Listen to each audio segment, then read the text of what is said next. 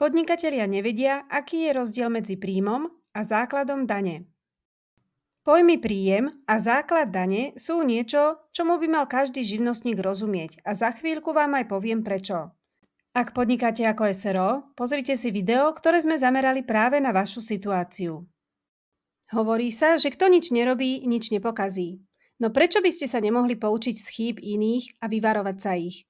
Zozbierali sme najčastejšie chyby, ktorých sa podnikatelia dopúšťajú a niektoré vás môžu stať nemalé peniaze.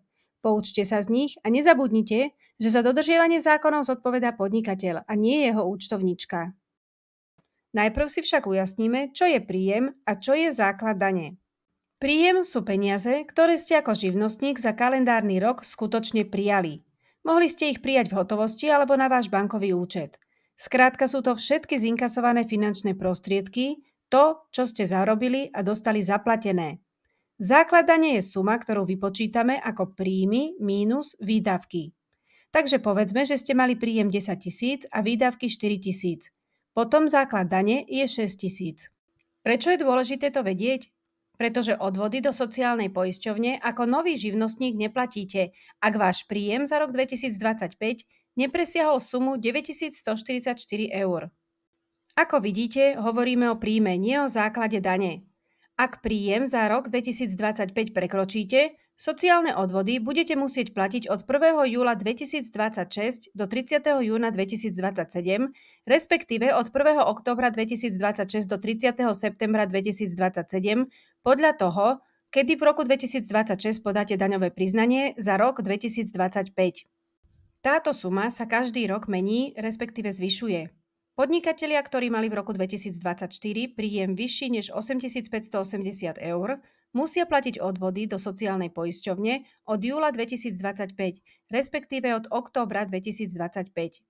Pre rok 2025 je výška minimálnych odvodov do sociálnej poisťovne 237,02 eur mesačne.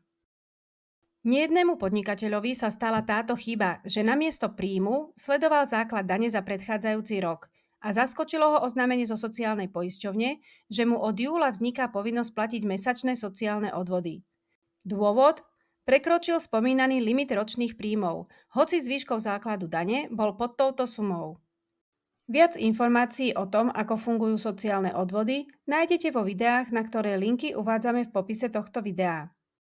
Na záver ešte jeden tip od nás. Ak zatiaľ nepoznáte svoje príjmy, respektíve ich neviete ani odhadnúť, potom neviete ani, či budete v budúcom roku povinní platiť odvody do sociálnej poisťovne. Založte si preto najskôr živnosť. Jej výhodou je to, že ju môžete veľmi rýchlo a jednoducho zrušiť alebo načas prerušiť.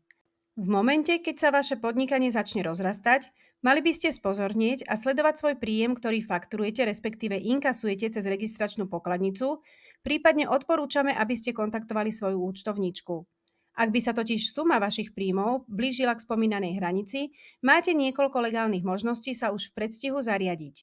Môžete pozastaviť živnosť ešte pred presiahnutím obratu, založiť si SRO a do konca roka podnikať touto formou. Od januára, prípadne hocikedy neskôr, môžete živnosť znovu obnoviť. Alebo prekročiť obrat a potom v júni nasledujúceho roka pozastaviť živnosť a založiť si SRO. Odvody, ktoré by ste mali platiť od 1. júla, platiť už nebudete, keďže živnosť bude pozastavená. Viac o tom, aké odvody musíte platiť, si môžete pozrieť vo videu Odvody živnostníka pri pozastavení a obnovení živností.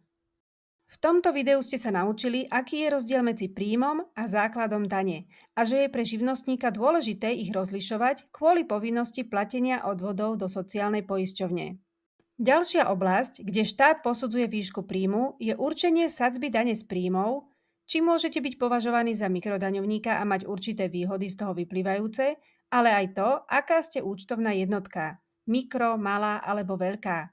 No a v neposlednom rade je dôležité sledovať príjem z hľadiska dane z pridanej hodnoty. Viac o tom, prečo je dôležité sledovať si obrat, sa dozviete v ďalšom videu. Aké ďalšie chyby podnikatelia robia, sa dozviete v nasledujúcich videách. Sledujte náš kanál a dajte odber, aby vám žiadne video neušlo.